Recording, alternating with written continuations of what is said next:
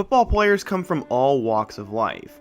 Some of them come from a rich suburb, some come from a poor town, and some don't have a home at all. It really depends, and you're going to get a mixed bag of upbringings from all the NFL players and every kid who puts a helmet on in college football. Today's guy, though, is a little bit different. At one point, he didn't have a place to stay, and he was homeless. If you look at it from that angle, the likelihood that he would ever make the NFL, yet alone play college football, was slim. Not only did he escape homelessness, though, but he became the #1 player at his position in his class, went to the most prestigious school in the country, and now has become a first-round pick for one of the most storied NFL franchises. The player we are talking about today is Najee Harris.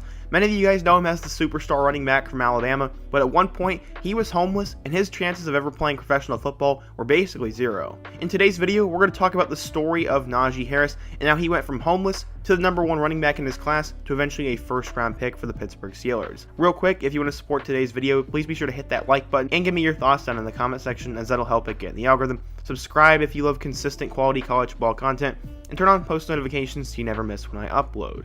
Now let's get started and talk about Najee Harris. So in order to talk about how Najee Harris became a big-time player to begin with, we got to talk about his upbringing. He grew up on the West Coast, and his family would move a ton during his childhood, bouncing back and forth between the Bay Area and Seattle. During that time period, they spent most of their time in homeless shelters, searching for stability, but they really couldn't find it until he got to high school. At that point, the Harris family was struggling tremendously, and the odds of him doing well in the NFL just were not very high. This was really tough on Najee, and believe it or not, he actually got into a decent amount of trouble when he was at school, but he would end up getting it together. He'd go to Antioch High School, and football would become his safe haven. We had to go through a lot of struggles, and I think football was always my safety net. That's something that helped me keep off the streets. I fell in love with football and the competitiveness and the contact. Words cannot describe how much I love football. By that time, Najee became a big-time recruit, as he actually ran for 1,000 yards in just 3 games alone at one point. Going into his sophomore year of high school, he was already wanted by every school in the country, and he committed to the Alabama Crimson Tide. Every school in the country wanted him, and Alabama had nabbed him. He offered an uncommon blend of size, speed, and power, and he had the shiftiness to sidestep defenders, and the acceleration to leave him behind, and he just plowed through everybody. Some people called him a Big Barry Sanders, but I don't know if I'd go that far. His high school coach said he had 36 scholarship offers, including every program in the Pac-12 and SEC. He himself called him a mix of Todd Gurley and Derrick Henry. He had been committed to Alabama, but he would reopen his recruitment and considered California, USC, UCLA, and Michigan, and he almost flipped to Michigan. At the end of the day, he did not, though, and according to 24/7 Sports, Bama was getting a superstar. He was the #1 running back, the #2 recruit, and the 60th best high school player of all time. He had somehow went from homelessness to getting in trouble in school to becoming the #1 running back in his class, and right now the odds of him getting to the NFL were starting to look a lot better, but he'd have a lot of competition on Alabama, and we'd have to see how he'd handle that. Going into the 2017 season, he was 4th on the depth chart behind Josh Jacobs, Bo Scarborough, and Damian Harris. He'd play his first career game against #3 Florida State and would have 3 carries in their win. He'd go for 70 yards in their second game against Fresno State, and he did show some flash. He'd score his first career touchdown in wins over Ole Miss and Arkansas, and he'd finished the year with a touchdown against Mercer, but only appeared in 8 matchups during the year. He showed serious potential, but he was just stuck behind so many other talented guys. He finished the year with a total of 55 carries for 306 yards and 3 scores, while averaging nearly 6 yards per carry. Alabama was good as well, as they did lose to #6 Auburn in the Iron Bowl, and then they went to the playoff and beat Clemson in the first round, and then Georgia in overtime behind Tua's bomb. Going into 2018, Bo Scarborough was gone, and now he was just behind Damian Harris and Josh Jacobs, and his role would increase. He scored a touchdown against Louisville in their opener, and then had his first 100-plus yard performance against Arkansas State. Bama was also really good, as they beat #22 Texas A&M, #3 LSU, and #16 Mississippi State, and they were undefeated during the regular season. Najee was for most of the year and didn't really have a huge role, but it was a lot more than his freshman year. Alabama beat Georgia in the SEC championship game behind Jalen Hurts' comeback, and they go back to the playoff where they beat Oklahoma in the first round before they got embarrassed by Trevor Lawrence and Clemson in the national title game. On the year, he went for 783 yards and 4 scores, while averaging nearly 7 yards per carry. He improved, and going into 2019, he was going to be the guy for the Crimson Tide's backfield, and would he finally live up to that #1 running back recruit potential? This time he'd be competing with Brian Robinson Jr. and 5-star freshman Trey Sanders, and he beat both of them out. He struggled in his first 3 games against Duke, New Mexico State, and South Carolina, but he would soon break through. He went for 110 yards against Southern Miss, and then 114 in their road win over #24 Texas A&M. He had back-to-back near 100-yard rushing games with 2 touchdowns and wins over Tennessee and Arkansas, and he was starting to take off. He rushed for a career-high 146 yards in their loss to number 2 LSU, a game that was arguably the most exciting of the 2019 season.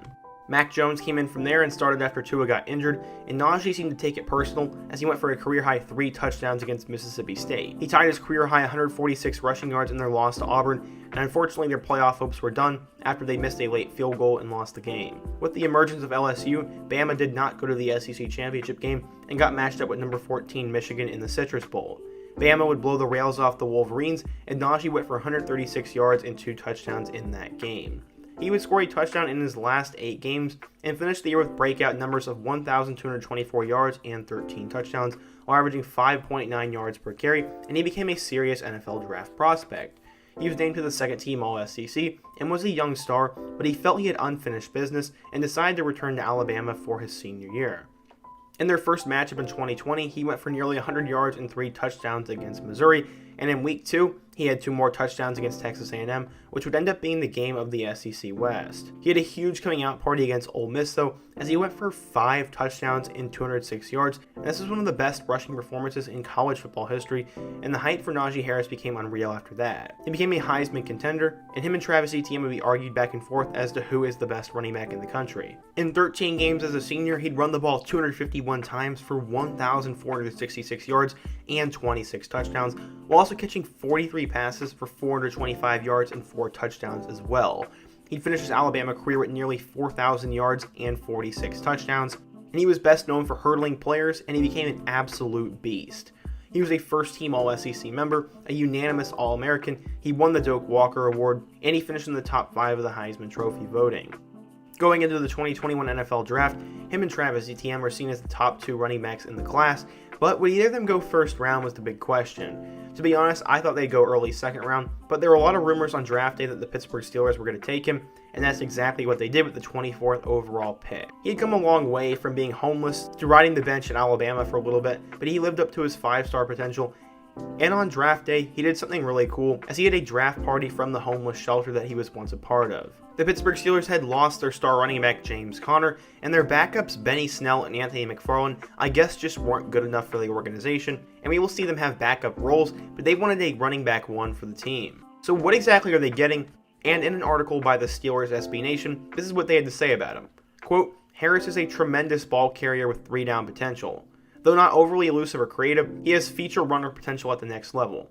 If your offense likes to keep it between the numbers and not run on the perimeter, Harris is a running back for you.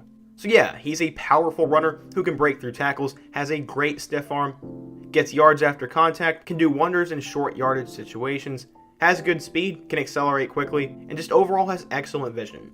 He basically brings everything you need to be a good running back, and I think he will fit very well for the Steelers. James Conner had one of the most inspirational stories as he overcame cancer to become the star running back for the Steelers, and with him leaving, their new feature back has a great story as well. So yeah, today we talked about how Najee Harris went from homeless to the number 1 running back in his class, a superstar at Alabama, and now the feature running back of the Steelers organization, and let me know what you guys think. How do you think Najee Harris will do in the NFL?